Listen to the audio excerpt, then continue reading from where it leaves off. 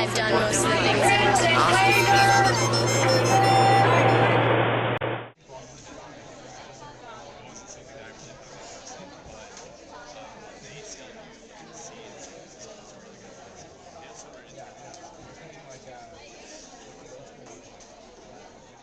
The crisis before us is large and complicated, with short-term and long-term implications. In the short term, we are coping with an $813 million deficit during the current fiscal year.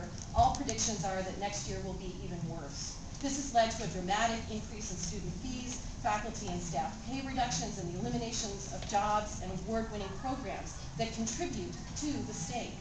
The state's per student spending for education at the UC, adjusted for inflation and enrollment growth, has fallen nearly 40% since 1990.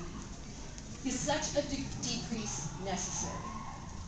Are these cuts inevitable given the current economic climate?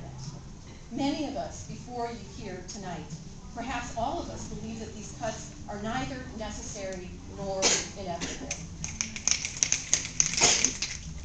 What is perhaps without precedent at this moment is the degree and nature of mobilization efforts of all the UC campuses, with coalitions across the traditional fault lines that divide staff and faculty, undergraduate and graduate students, one campus from another, one union from another.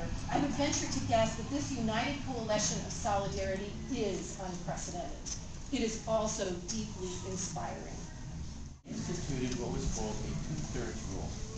Two-thirds, that is, you can't raise taxes either in a city or in the legislature without a two-thirds vote. This sounds like it's more democratic. It sounds like it's a supermajority, even more democratic than a majority. It's the reverse. 1/3 plus 1 controls because it can veto.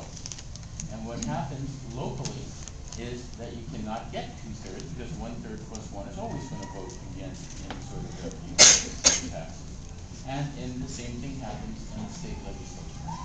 Democrats have a majority in the legislature, but not a 2/3 majority, and the result is that the Republican minority control the legislature by saying no on everything the Democrats want. But at the end of the day, I think it's undeniable that in general, the voters of California really don't understand the value of the university. And that's what we have to change. As we've already heard in recent years, more money is being put into prisons than into higher education. An absolutely appalling situation.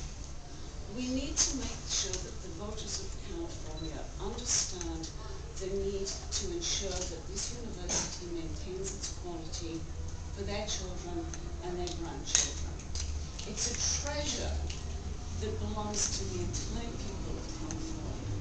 The damage done by budget cuts is going to take decades to repair, and it will have long-standing implications, and everybody needs to understand what they are. The voters need to understand that UC goes way beyond being educational results. It drives the economic engine of California. For the Daily Californian, this is Tom Rovadia.